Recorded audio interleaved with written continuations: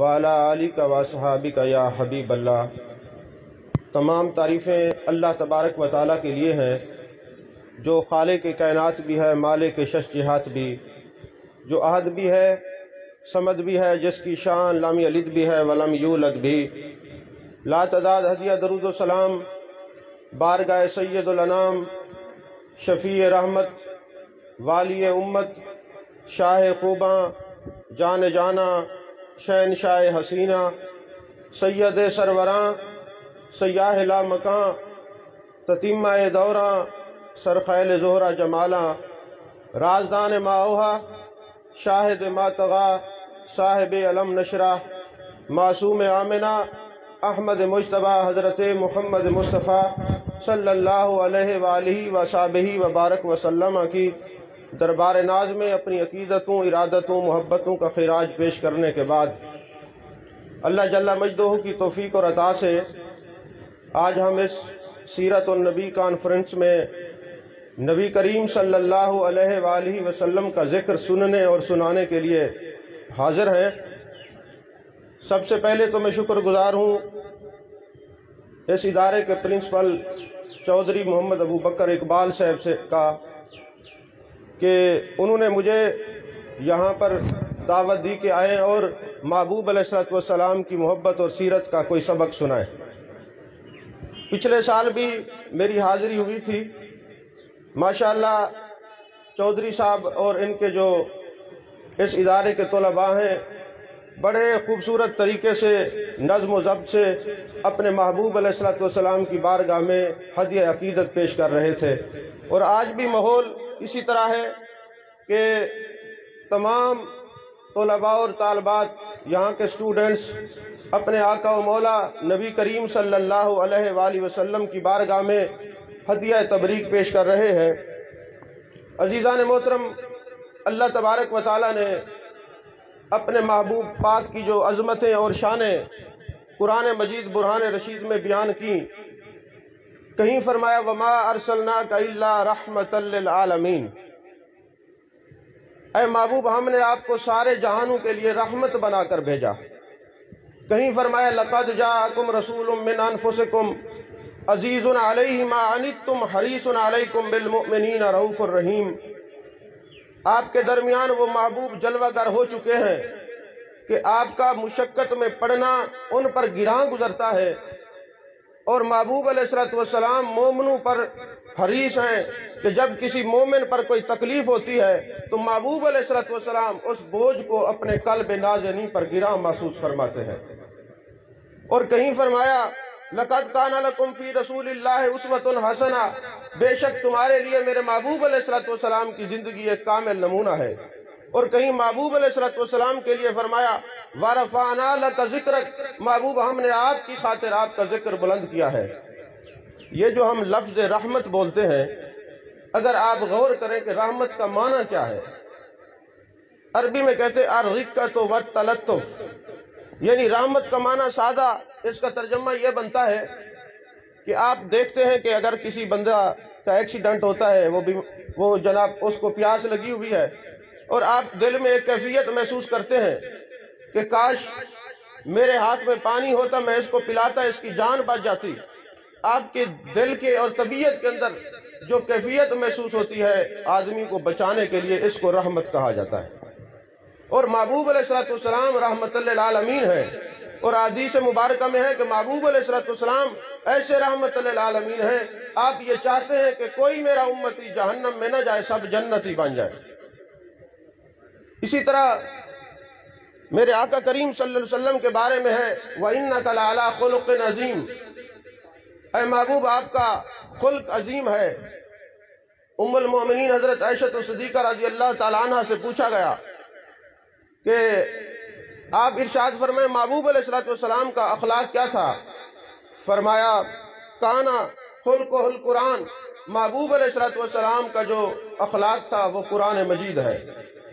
عزیزان محترم، محبوب علیہ السلام نے اپنے صحابہ کی وہ تربیت فرمائی اور آنے والے تمام امتیوں کی یہ تربیت فرمائی کہ لوگ جو عرصے سے ایک دوسرے سے بغض اور عناد رکھتے تھے، رشتہ داریوں کو پامال کیا جاتا تھا، میرے آقا علیہ الصلوۃ والسلام نے فرمایا لا يدخل الجنہ قاطع، جو اپنے خون کے رشتوں سے قطع تعلقی کرتا ہے وہ جنت میں نہیں جائے گا۔ اور میرے آقا کریم صلی اللہ علیہ وسلم کی احادیث کریمہ کے اندر فرمایا من لم یرحم صغیرنا ولم یوقر کبیرنا فلیس منا۔ میرے مصطفیٰ کریم صلی اللہ علیہ وسلم فرماتے ہیں جو اپنے سے عمر میں چھوٹے پر شفقت نہیں کرتا اور اپنے سے بڑے کا احترام نہیں کرتا فلیس منا، وہ ہمارا نہیں ہو سکتا۔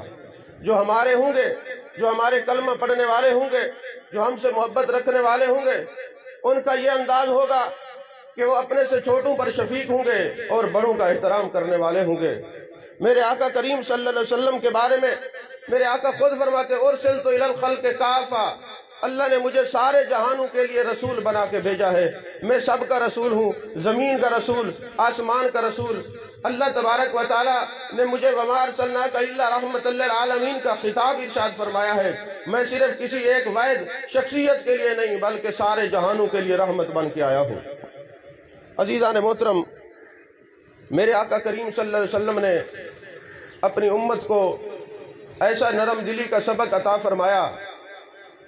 میرے آقا کریم صلی اللہ علیہ وسلم کی حدیث پاک ہے مسند احمد کے اندر میرے آقا کریم صلی اللہ علیہ وسلم ارشاد فرماتے ہیں لوگوں نرم دل رہا کرو، کیونکہ نرم دل پر اللہ کی رحمت ہر وقت برستی رہتی ہے۔ اور محبوب علیہ الصلوۃ والسلام نے اپنے صحابہ کی ایسی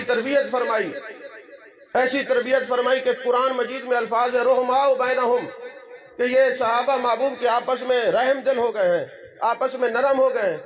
جو بندہ دل سے نرم ہو جاتا ہے، محبوب علیہ الصلوۃ والسلام فرماتے ہیں اللہ تبارک و تعالیٰ کی رحمتیں ہر وقت اس کے دل کے اوپر موجود رہتی ہیں۔ میرے مصطفیٰ کریم صلی اللہ علیہ وسلم نے دشمنوں کو معاف کرنے کا درس دیا، اپنوں اور پراؤں کے حقوق بیان کیے، لوگوں کو عزت اور عظمتوں سے نوازا، اور سب سے بڑی بات یہ ہے کہ اللہ تبارک و تعالیٰ سے اس بندے سے اپنے رب کا تعلق بتا دیا اور تعلق بنا دیا، اور بندے کو بتایا کہ تم نے اللہ تبارک و تعالیٰ کی توحید کو کس طرح دیکھنا ہے، محبوب علیہ الصلوۃ والسلام نے اپنی رسالت کا درس کس طرح دیا ہے۔ عزیزان محترم، آج ہر جگہ ہم حضرت بلال رضی اللہ تعالیٰ عنہ کے عشق کے چرچے کرتے ہیں، سنتے بھی ہیں، بیان بھی کرتے ہیں۔ کبھی آپ نے یہ غور کیا ہے کہ حضرت بلال رضی اللہ تعالیٰ عنہ محبوب علیہ الصلوۃ والسلام پر اس طرح جان نثار کیوں تھے؟ حضرت بلال اس طرح محبت کیوں کرتے تھے؟ اگر آپ کتب حدیث کا مطالعہ فرمائیں تو آپ کو یہ معلوم ہوگا کہ میرے آقا کریم صلی اللہ علیہ وسلم کا حسن اخلاق اور آپ کی محبت کو دیکھ کر حضرت بلال اور تمام صحابہ آپ پر جان قربان کرتے تھے۔ حضرت بلال فرماتے ہیں میں امیہ بن خلف کے پاس ملازمت کرتا تھا، کام کرتا تھا، تو ایک دن مجھے رات کو بخار ہو گیا اور میں چادر لپیٹ کے سو گیا، سردی لگی ہوئی تھی، میں کام نہیں کر رہا تھا۔ امیہ بن خلف آ گیا، اس نے مجھے دیکھا کہ میں سو رہا ہوں، اس نے میری قمیض اتار کے مجھے کوڑے مارے اور مجھے ایک چٹیل میدان کے اندر بٹھا دیا کہ ساری رات چکی پیسو۔ اب میں زار و قطار رو رہا ہوں اور چکی پیس رہا ہوں۔ رات کو کہیں میرے آقا علیہ الصلوۃ والسلام کا گزر ہوا، جانے جانا شہنشاہ حسینہ کی وہاں پہ جلوہ گری ہوئی۔ محبوب علیہ الصلوۃ والسلام جب وہاں سے گزرے تو رونے کی آواز آپ نے سنی اور میرے قریب آ کر فرمانے لگے بلال تجھے کیا ہوا ہے؟ میں نے کہا جو بھی آتا ہے مجھے غم تو پوچھتا ہے، غم کا مداوع کوئی نہیں کرتا، آپ بھی تشریف لے جائیں۔ میں نے سخت الفاظ کہے، محبوب علیہ الصلوۃ والسلام تشریف لے گئے۔ تھوڑی دیر کے بعد پھر آپ کی جلوہ گری ہوئی، میرے آقا علیہ الصلوۃ والسلام دوبارہ تشریف لائے۔ میرے آقا کریم صلی اللہ علیہ وسلم نے ہاتھ میں دودھ کا پیالہ اور اس کے اندر کچھ چیزیں ڈال رکھی تھیں اور مجھے فرمایا بلال یہ نوش کر لو۔ میں وہ پینے لگا۔ پھر میرے مصطفیٰ کریم صلی اللہ علیہ وسلم نے فرمایا اے بلال تم جا کے اپنے بستر پہ آرام کرو، میں تمہاری جگہ پہ قمیض اتار کے چکی چلاتا ہوں۔ ساری رات محبوب علیہ الصلوۃ والسلام حضرت بلال رضی اللہ تعالیٰ عنہ کی جگہ پہ کام کرتے رہے۔ حضرت بلال فرماتے ہیں میں سوچتا رہا کہ جو غریبوں کے کام آتے ہیں، جو غریبوں کے ماوا و ملجا ہیں، یہ عام شخصیت نہیں ہو سکتے، یقیناً کوئی اللہ کے یہ بہت پیارے ہیں۔ کہتے ہیں آج تک جو بھی آتا تھا ہمیں کم نسل ہونے کا تانا دیتا تھا، حبشی ہونے کا طعنہ دیتا تھا، رنگ و نسل کی باتیں کیا کرتا تھا۔ رنگ و نسل کی باتیں اگر کسی نے اس تمیز کو ختم کیا ہے تو وہ جناب محمد الرسول اللہ صلی اللہ علیہ وسلم ہے، جنہوں نے غیروں کو ایسے ملا دیا آپس میں کہ پتہ نہیں چلتا تھا یہ سگے بھائی ہیں یا محبوب علیہ السلام کے ساتھ روحانی رشتہ ہے۔ حضرت بلال فرماتے ہیں جو محبوب علیہ السلام نے مجھ سے یہ حسن سلوک کا جو ہے یہ اثر تھا، محبوب نے جو پیار مجھ سے کیا تھا اور میری جگہ پہ ساری رات کام کرتے رہے، بس اس دن سے میں محبوب علیہ السلام کا دیوانہ ہو گیا۔ پھر ایسا دیوانہ ہوا کہ لوگوں نے میرے زبان پہ پتھر رکھے، انگارے رکھے، سینے پہ پتھر رکھے، تشدد کیے۔ میں نے کہا زمانہ بدل سکتا ہے مگر رسول اللہ صلی اللہ علیہ وسلم کا دامن نہیں چھوڑ سکتا۔ عزیزان محترم، میرے آقا علیہ السلام نے ایک دوسرے کو معاف کرنے کا حکم دیا کہ کسی سے کوئی غلطی کوتاہی ہو جاتی ہے، ذاتی دشمنی ہو تو معاف کرنا سیکھیں۔ حضرت عبداللہ بن مبارک سید التابعین میں ہے، بہت بڑے محدث ہیں۔ وہ فرماتے ہیں اگر آپ غور کریں، آپ دورہ حدیث میں پڑھا رہے تھے کلاس کو، تو کسی شاگرد نے سوال کر دیا حضور والا یہ جو محبوب علیہ السلام نے فرمایا ہے کہ ایک دوسرے کو معاف کرنا سیکھیں، اس میں حکمت کیا ہے، اس کا سبب کیا ہے، اس سے ہوتا کیا ہے اگر کوئی بندہ ایک دوسرے کو معاف کرنا سیکھے، کوتاہیوں سے درگزر کرے؟ انہوں نے فرمایا اس بات کا جواب میں انشاءاللہ تمہیں جلد دوں گا۔ کچھ دن گزرے تو آپ نے درس قرآن کا ایک اجتماع رکھا۔ حضرت عبداللہ بن مبارک نے جب درس قرآن کا اجتماع رکھا، عموماً آپ دیکھتے ہیں ہمارے معاشرے میں ایک گندہ رواج پا گیا ہے کہ لوگ مساجد میں جاتے ہیں تو جوتیاں تبدیل کر لیتے ہیں، تو وہاں بھی ایسا ہوا کہ اجتماع میں کچھ جوتیاں اٹھ گئیں، کوئی تبدیل ہو گئی۔ تو شاگردوں نے کہا حضور والا عجیب معاملہ ہے، ہم جو آئے تھے جوتیاں پہن کے وہ لوگوں نے اٹھا لی۔ تو حضرت عبداللہ بن مبارک کتنے بڑے تابعی ہیں، فرماتے ہیں تم اپنے محبوب علیہ السلام کی سنت پر اور حکم پر عمل کرتے ہوئے کہہ دو کہ جو جوتیاں اٹھا کے لے گئے ان کو بھی ہم معاف کرتے ہیں اور جو بعد میں اٹھائی جائیں گی وہ بھی ہم معاف کرتے ہیں۔ اب شاگرد جو تھے عام آدمی نہیں تھے، دورہ حدیث کے طلباء تھے، انہوں نے ایسا کہا۔ اگلی دفعہ جب درس قرآن کا اور درس حدیث کا اجتماع ہوا تو ایک جوتی بھی نہ اٹھی۔ شاگردوں نے سوال کیا حضور یہ کیا معاملہ ہے، یہ جوتی نہیں اٹھی؟ آپ نے فرمایا جن لوگوں کی نیتیں ہوتی ہیں کہ ہم نے حرام استعمال کرنا ہے، حرام کھانا ہے، ان کو حرام بھی مہیا کیا جاتا ہے، اور جن کی یہ نیت ہوتی ہے کہ ہم نے حلال رزق استعمال کرنا ہے، اللہ اس کے لیے حلال کے اسباب پیدا کر دیتا ہے۔ جب تم نے ان کو معاف کیا تو وہ جو حرام تھا ان کے لیے حلال ہو گیا تھا، حلال ان کے نصیب میں نہیں تھا۔ آپ نے فرمایا جو میرے آقا کریم صلی اللہ علیہ وسلم نے ہمیں درس دیا ہے کہ اپنے دوستوں، عزیز و اقربا، رشتہ داروں کو معاف کرنا سیکھیں، اس میں بھی یہی حکمت ہے کہ ایک مسلمان کا مال اور جان دوسرے مسلمان پر حرام ہے، تو جب کوئی کسی کو معاف کرنا شروع کر دیتا ہے تو اس کا جان و مال اس کے لیے حلال ہو جاتا ہے، اور حلال تو کسی دشمن کے لیے اپنے مسلمانوں کا مال ویسے ہی نہیں ہے، اس لیے وہ اس کو تکلیف ہی نہیں پہنچا سکتا۔ تو دائمی طور پہ میرے آقا کریم صلی اللہ علیہ وسلم نے یہ نسخہ عطا فرمایا اپنی امت کو کہ ایک دوسرے کو معاف کرنا سیکھیں گے تو تمہاری زندگی آسان ہو جائے گی، سکھ کی زندگی گزاریں گے، تکالیف سے، عصائب سے، پریشانیوں سے محفوظ ہو جائیں گے۔ عزیزان محترم، میرے آقا علیہ السلام نے معاف کرنے کا جو طریقہ کار ہے خود بھی لوگوں کو دکھایا ہے، کیونکہ آپ کی زندگی لقد کان لکم فی رسول اللہ اسوۃ حسنہ ہمارے لیے سب کے لیے نمونہ ہے۔ میرے آقا علیہ السلام ہجرت سے پہلے مکہ میں تشریف لے گئے بیت اللہ شریف میں، تو اس وقت عثمان بن طلحہ چابی رکھتے تھے اپنے پاس، چابی بردار تھے، بیت اللہ کی چابی ان کے پاس ہوتی تھی، مسلمان نہیں ہوئے تھے۔ میرے آقا کریم صلی اللہ علیہ وآلہ وسلم نے فرمایا اے عثمان بن طلحہ مجھے چابی دیں، میں آج جی بھر کے اپنے رب کو سجدہ کرنا چاہتا ہوں، اپنے رب کی عبادت کرنا چاہتا ہوں، بیت اللہ شریف کے اندر مجھے اجازت دیں۔ اس نے کہا، چونکہ مسلمان نہیں تھے، انہوں نے کہا میں آپ کو اجازت نہیں دیتا۔ تو میرے آقا کریم صلی اللہ علیہ وآلہ وسلم نے فرمایا عثمان بن طلحہ ایک بات یاد رکھنا، ایک وقت آئے گا یہ چابی میرے ہاتھ میں ہوگی اور جس کو میں چاہوں گا عطا کروں گا، کوئی پوچھنے والا نہیں ہوگا۔ انہوں نے کہا کیا اس وقت قریش ذلیل ہو چکے ہوں گے جب چابی آپ کے پاس ہوگی؟ معاذ اللہ۔ میرے آقا علیہ السلام نے فرمایا میں لوگوں کو ذلیل کرنے نہیں آیا بلکہ عزتوں کے تاج پہنانے کے لیے آیا ہوں، میں لوگوں کو جہنم سے بچا کے جنتی بنانے کے لیے آیا ہوں، میں لوگوں کو اپنے رب کے قریب کرنے کے لیے آیا ہوں۔ اور لوگوں نے دیکھا جب فتح مکہ ہوا تو میرے آقا علیہ السلام 10,000 لشکر جرار کو لے کر مکے پہنچے۔ جب مکہ فتح ہو گیا میرے محبوب پاک صلی اللہ علیہ وسلم کو وہ بات یاد تھی، وہ زمانہ یاد تھا کہ جب عثمان بن طلحہ سے میں نے چابی مانگی تھی تو اس نے انکار کر دیا تھا۔ آپ نے فرمایا کہاں ہے عثمان بن طلحہ؟ حضرت عثمان بن طلحہ چونکہ مسلمان نہیں تھے، ڈرتے ہوئے، لرزتے، کانپتے آپ کے سامنے آئے۔ میرے آقا علیہ السلام نے فرمایا اے عثمان بن طلحہ بتاؤ آج تمہارے ساتھ کیا سلوک کریں؟ انہوں نے کہا حضور آپ کریم ابن کریم ہیں، آپ کو اللہ نے رحمت للعالمین بنا کے بھیجا ہے۔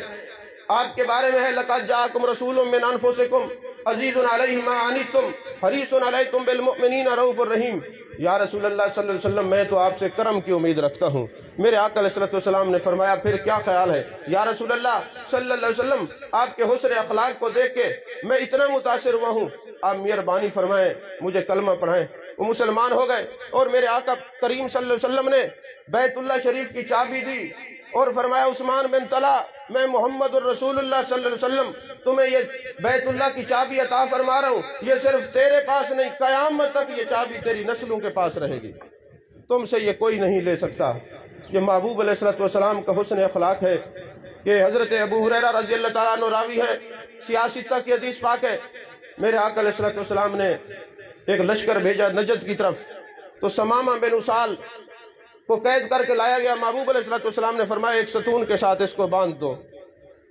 اب ستون کے ساتھ باندھ دیا۔ محبوب علیہ السلام روزانہ جاتے اور فرماتے سمامہ بن اسال ایک بار مجھے دیکھو، میری طرف نظر کرو، میرے چہرے کو دیکھو۔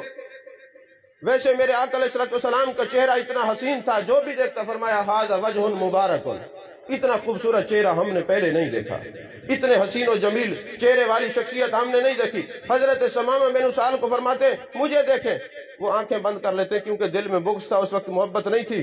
پھر ایک دن حضرت سمامہ بن اسال کہتے ہیں میرے دل میں بات آئی کہ میں دیکھوں تو صحیح یہ محبوب ہیں کیسے۔ آنکھیں کھول کے جب ترچی نظر سے محبوب کو دیکھا تو زبان سے نکلا خدا کی قسم ان جیسا حسین تو زمانے میں کوئی نہیں ہے، ایسا چہرہ تو میں نے زمانے میں نہیں دیکھا۔ کہتے جب میں نے محبوب کو دیکھ لیا، محبوب نے بھی دیکھ لیا کہ میں نے دیکھا ہے، تو میرے آقا نے فرمایا اس کو اب چھوڑ دو، اب اس کو باندھنے کی ضرورت نہیں ہے۔ محبوب علیہ السلام نے حکم دیا چھوڑ دو۔ میں چلا گیا، ایک تالاب تھا، وہاں سے میں وضو کر کے تازہ ہو کے آیا سرکار کی بارگاہ میں، یا رسول اللہ صلی اللہ علیہ وسلم مجھے کلمہ پڑھائیں۔ میرے آقا علیہ السلام نے فرمایا کل تک تو مجھے دیکھتا نہیں تھا، آج کلمہ پڑھنا چاہتا ہے؟ تو انہوں نے عربی کا ایک شعر پڑھا جس کا ترجمہ یہ ہے اپنے قدموں سے جدا کر کے تماشا نہ بنا، اپنے قدموں سے جدا کر کے تماشا نہ بنا، کیا کہے گی خلق اپنا بنا کے چھوڑ دیا۔ تو جس کو آپ اپنا بناتے ہیں پھر اس کو قیامت تک نہیں چھوڑیں گے، ان پر کرم نوازیاں اسی طرح ہوتی رہیں گی۔ میرے آقا علیہ السلام کا عالم تو یہ ہے کہ جو بیٹیوں کو وجہ آر سمجھتے تھے، میرے مصطفیٰ کریم صلی اللہ علیہ وسلم نے بیٹیوں کو وجہ افتخار بنا دیا اور فرمایا جو اپنی بچیوں کی اچھی تربیت کرے گا جنت میں میرے ساتھ ہوگا۔ اور میرے آقا کریم صلی اللہ علیہ وسلم اتنے کریم ہیں اپنی امت کے لیے، اتنا کرم کا نمونہ آپ نے پیش کیا ہے۔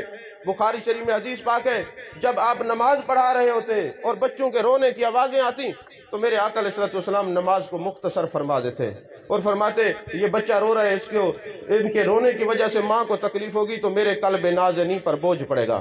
میرے آقا کریم صلی اللہ علیہ وسلم اتنے کریم ہیں، اتنے کریم ہیں۔ دیکھیں نا ابھی ہم نماز پڑھتے ہیں، اکثر ایسا ہوتا ہے رکعتیں بھول جاتے ہیں، یہ بھی ایک محبوب علیہ السلام کی زندگی کا ایک ہمارے لیے نمونہ ہے۔ آج تو خیر اساتذہ بھی محبت کا درس دیتے ہیں، جب ہمارے زمانے میں ہم پڑھتے تھے نا تو ہمیں سبق نہیں آتا تھا تو اساتذہ مارتے تھے۔ بالخصوص یہ جو دینی کتب ہیں یہ بڑی مشکل ہے پڑھنا۔ اب دور حدیث میں بندہ بیٹھا ہو اور حدیث کی عبارت پڑھنا نہ آئے تو استاد تو مارتے تھے نا۔ تو ایک دن ہمارے استاد مکرم ہمیں یہ پڑھا رہے تھے، محبوب علیہ السلام کی سیرت کی بات ہو رہی تھی، تو حدیث آ گئی کہ میرے آقا کریم صلی اللہ علیہ وسلم نماز پڑھا رہے تھے تو آپ نے نماز کے اندر 2-3 آیات مبارکہ چھوڑ دی۔ جب 2-3 آیات مبارکہ چھوڑی، ظاہر سی بات ہے اگر آیات چھوڑ دیں تو نماز میں خلل پڑتا، اگر 3 آیات کے بعد ہوں تو میرے آقا علیہ السلام نے جیسے ہی نماز سے سلام پھیرا تو آپ نے فرمایا ابی بن کعب کدھر ہے، کھڑا ہو جائے۔ حضرت ابی بن کعب وہ ہیں جو امت میں پہلے حافظ قرآن ہے، حضرت ابو سعید خدری وہ ہیں جو امت کے پہلے قاری ہیں، حضرت سیدنا صدیق اکبر وہ ہیں جو امت کے خطیب ہیں۔ اللہ تعالیٰ کے محبوب نے مختلف شانیں اپنے صحابہ کو عطا فرمائیں، فرمایا ابی بن کعب کھڑے ہو جاؤ۔ حضرت ابی بن کعب کھڑے ہو گئے، ادب کا عالم دیکھیں، محبوب علیہ السلام نے فرمایا ابی بن کعب میں نے جو 2-3 آیات چھوڑی ہیں تم نے لقمہ کیوں نہیں دیا؟ اب اس صحابی کا ادب دیکھیں، اس نے کہا یا رسول اللہ صلی اللہ علیہ وسلم اللہ فرماتا ہے سنقرئک فلا تنسى الا ما شاء اللہ، محبوب آپ تو خود نہیں بھولتے، آپ کا رب آپ کو بلاتا ہے، حضور آپ کا رب آپ کو بلائے تو ابی بن کعب کون ہوتا ہے آپ کو لقمہ دے؟ اور اللہ فرماتے ہیں ما کان ربک نسیا، آپ کا رب بھولنے والا نہیں ہے۔ ایک ہوتا ہے نسیان کی وجہ سے عیب ہے بھولنا، تو محبوب علیہ السلام نسیان کی وجہ سے نہیں بھولتے، آپ بھولتے تب ہیں جب ان کا رب ان کو بلاتا ہے۔ تو میرے آقا علیہ السلام نے فرمایا ہاں میرے رب نے مجھے بلایا ہے۔ اچھا محبوب کو بلایا کیوں ہے؟ اس لیے کہ جب ہم رب کے سامنے کھڑے ہوں آیات بینات کا مطالعہ نہ کر سکیں، ہم تلاوت صحیح نہ کریں، صحیح قرآن پڑھنا نہ آئے، رکعت بھول جائیں، اب چاہیے تو یہ کہ اللہ ہمیں سزا دے کہ تم کھڑے رب کے سامنے ہو اور اتنی بے توجہ ہے کہ تم رکعت بھول جاتے ہو، نماز بھول جاتے ہو۔ فرمایا میرے محبوب ایک بار آپ بھول جائیں، جب آپ بھولیں گے آپ کی امت کے لیے سنت بن جائے گی، بھولنے پہ سزا بھی نہیں دوں گا اور اجر بھی عطا کروں گا کہ یہ میرے محبوب کی سنت پر عمل کر رہے ہیں۔ یہ کامل نمونہ میرے آقا کریم صلی اللہ علیہ وسلم نے لوگوں کو بتایا۔ اور سب سے بڑی بات یہ ہے اگر آپ مطالعہ کریں تو آج یورپ کے اندر لوگ کلمہ پڑھ رہے ہیں، مسلمان ہو رہے ہیں دھڑا دھڑ، اس کا سبب کیا ہے؟ ایک انگریز مسلمان ہوا، اس سے جب پوچھا گیا، یہ لٹریچر میرے پاس موجود ہے، ان سے پوچھا گیا جناب آپ بتائیں آپ مسلمان کس وجہ سے ہوئے ہیں؟ اسلام کی کون سی چیز آپ کو اتنا پسند آئی ہے کہ آپ متاثر ہوئے، مسلمان ہوئے؟ اس نے کہا میں دین اسلام کا مطالعہ کر رہا تھا تو ایک حدیث میری نظر کے سامنے آئی، اس نے مجھے متاثر کیا، میں بھی مسلمان ہو گیا، میرا خاندان بھی مسلمان ہو گیا۔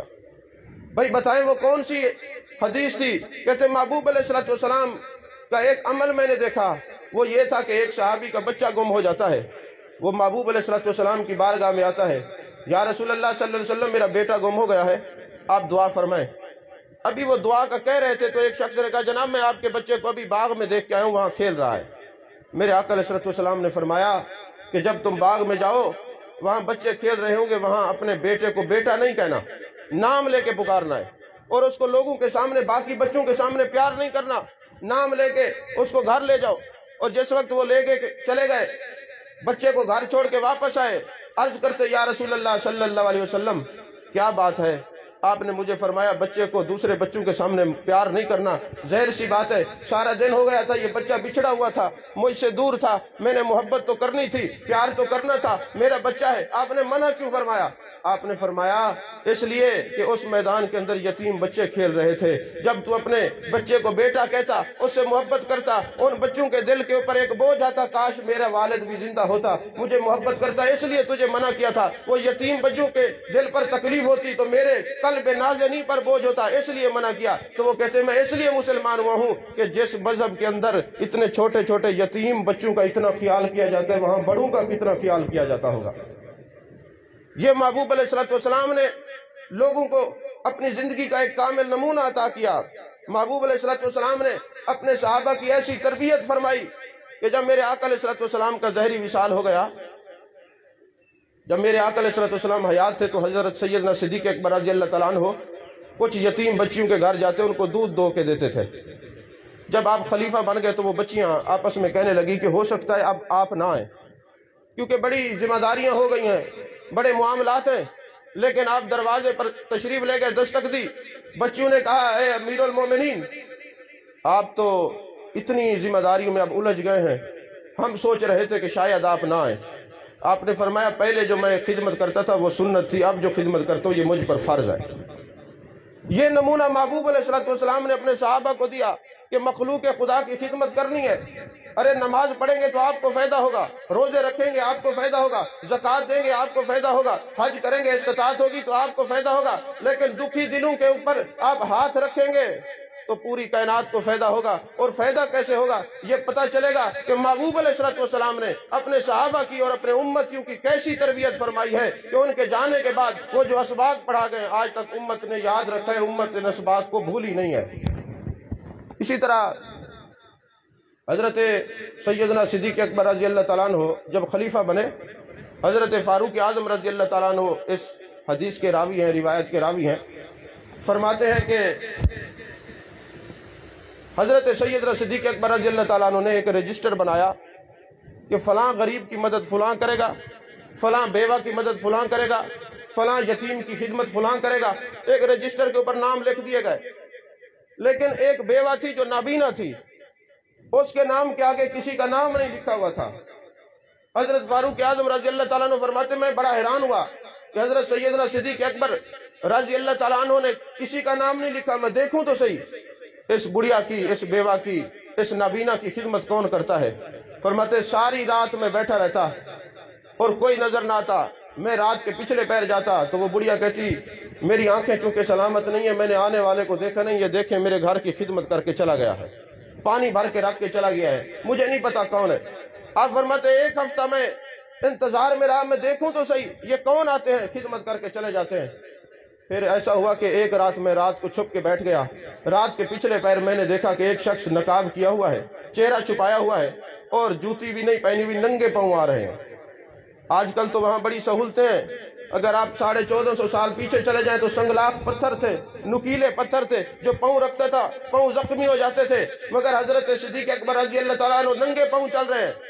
حضرت فاروق اعظم فرماتے میں ان کے قریب گیا، میں نے کہا جناب اپنے چہرے کو یہ پردہ جو ہے جو آپ نے کیا ہوا ہے اس کو ہٹائیں۔ آپ نے اپنا رومال وہ چادر ہٹائی تو حضرت صدیق اکبر رضی اللہ تعالیٰ عنہ تھے۔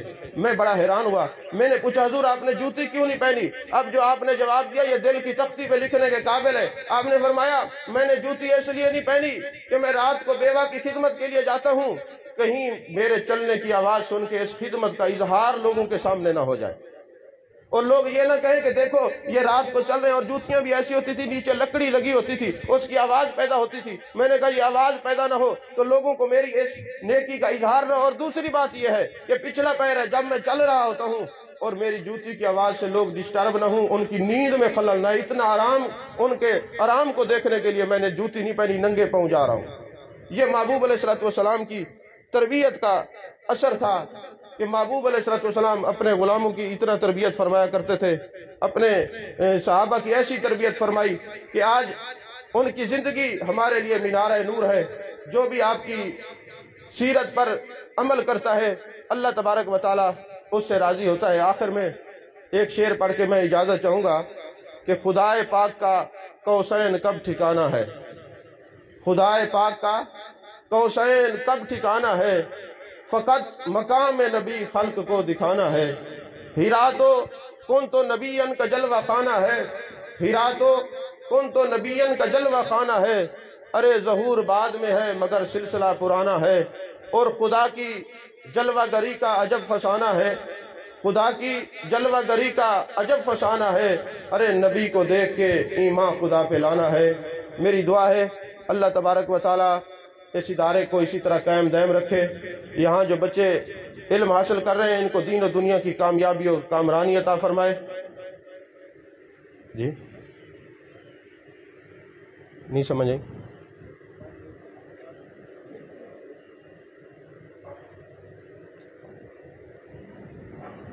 ماشاءاللہ پچھلے سال بھی میں حاضر ہوا تھا اور آج بھی حاضر ہوا ہوں۔